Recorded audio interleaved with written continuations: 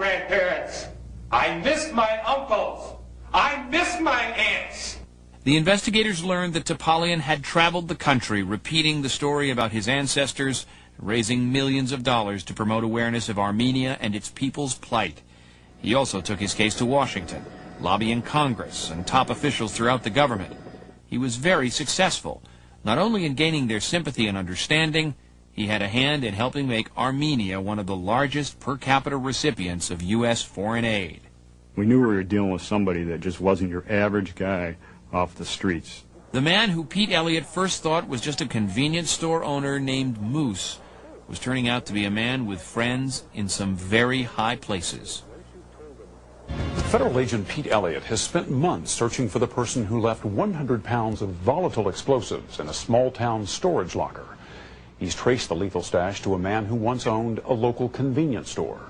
But digging deeper, Agent Elliott has learned the man whose nickname was Moose has some extraordinary connections to an underground terror network and to the nation's highest corridors of power. Here again, John Hockenberry.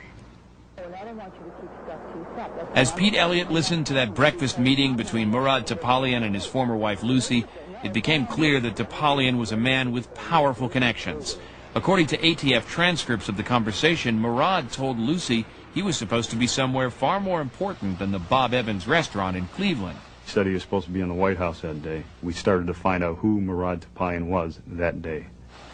For instance, that Topalian was no stranger to Bill Clinton's White House. He had visited the White House complex nearly 24 times between 1993 and 1996, according to government records. He attended at least 2 gatherings with Mr. Clinton himself. At one meeting, he sat just 1 chair away from the president. Did you ever figure he was too big of a fish, that he'd get away, that he'd somehow undermine your efforts? This is a guy who visited the White House more than once. Right. A lot more than once. Right. I was concerned. I was definitely concerned. I was told by witnesses during this case that they were told by him that I was going to be transferred during this case, that there was no case against him, that this case was a farce and was not going to be going anywhere. Topalian's resume looked squeaky clean, above reproach. He was a lecturer at the State Department, someone who had testified before Congress, an upstanding vice president of a community college. But Pete Elliott was convinced there was another side to Murad Topalian. I'm seeing somebody saying to himself, "You're coming down, buddy. I don't care how long it takes." If he's guilty, he's coming down, correct. Murad Topalian, a man with powerful allies, versus Pete Elliott, an unheralded middleman at the beleaguered ATF. But to Elliott, this was an opportunity. He would prove his own investigative skills and help repair the reputation of the ATF, stinging from high-profile debacles at Ruby Ridge and Waco. You made a vow that this case was not going to turn out like some others. Right. Last thing I wanted was to, not prove this case and have the media and have everybody else looking at this thing and saying, well, the ATF should have never been involved. I haven't forgotten anything after Waco happened and how low our morale was. But at this moment, in the fall of '96, you're carrying the flag for the whole agency for a minute or two. I felt that way. It's amazing that all these objects here tell a story. Everything left behind something, some type of clue. But would those clues provide the answer to 2 key questions? Why would a prominent person like Murad Topalian have a locker full of explosives and guns? And what connection might the locker have with Armenia? Remember what Topalian had told his former wife on that hidden camera tape. I didn't know what was in there. We had an obstacle on our hands. We had to show somebody had knowledge of the inside contents of that storage unit to make it a prosecutable case. Clearly 100 pounds of dynamite would not be easy to overlook if it were stacked in boxes inside a small locker, nor would the danger it posed be easily ignored. We asked the ATF to show us how much damage 100 pounds of dynamite could do. Notice how careful these experienced people are. Then remember that the dynamite inside the locker had begun to crystallize and had become highly unstable. Pete Elliott knew the danger, and he was determined to find out who had left the explosives behind.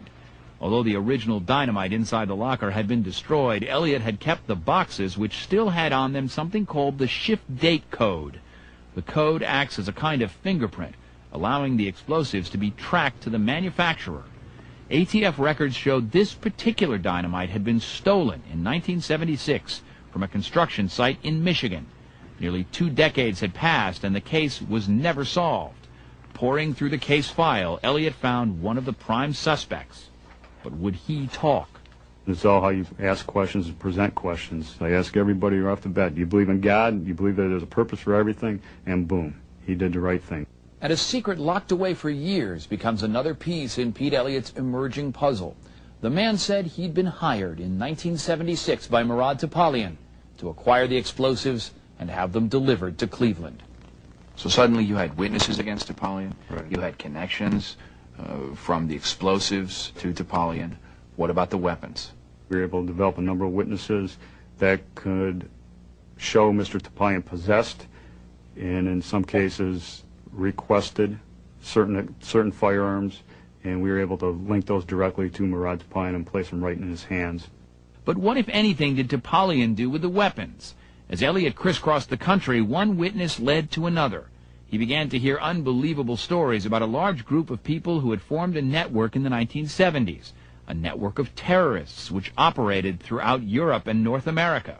What did you begin to learn? I learned that between 1975 and 1985 that there was a number of unsolved bombings. There was a number of unsolved assassinations that took place. It was a wave of terrorism which swept across Europe and North America during the 70s and 80s, all aimed at Turkish officials and businesses. Armenian groups claimed responsibility for assassinations of Turkish officials in the Netherlands, France, and Canada, as well as bombings in London, Paris, Los Angeles, and New York. But were they connected? Elliot was able to link the explosives from the storage unit with 2 bombings in 1981, one outside the Turkish consulate and another at the convention center in Anaheim, California. All of a sudden, the explosives in the storage unit have in common explosives that have been used in actual terrorist incidents. All directed at Turkish individuals. All directed at Turkish individuals, most, if not all, with Armenian suspects. Correct. Armenian extremists at the time claimed responsibility for the attack, saying they were designed to avenge the millions of Armenians murdered in 1915. Elliot learned that some of the crimes in the U.S. were carried out by the youngest members of that network, many of them teenagers at the time, who were devoted to the Armenian cause. Every single Armenian witness that I interviewed believed in their hearts and in their minds that the genocide took place and that their cause was legitimate. These previously classified documents obtained by Dateline show that as early as 1981, the FBI was aware of an underground organization of Armenians, a network in which members anticipated orders to shoot or bomb someone.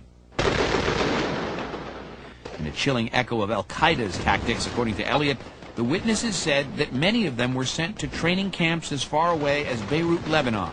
They were taught a variety of skills, including specialized training in how to use guns and explosives, techniques of disguise and infiltration, all useful for staging attacks. They'd go in and infiltrate Turkish ambassadors' offices. They'd dress up, in some instances, like a Turkish reporter. They'd surveil everything in there and come back and report it back to one person. Members of the network told Elliot they had used those very skills in a brazen attack 20 years ago at the United Nations. The area around the United Nations is ordinarily quiet on a Sunday afternoon. October 12, 1980 was no different. Only a few strollers out and about. So it wasn't surprising that no one noticed a blue Chevy parked just outside the Turkish mission to the UN, just across from the main headquarters. Inside the car, someone had packed 5 sticks of dynamite. Not much compared to the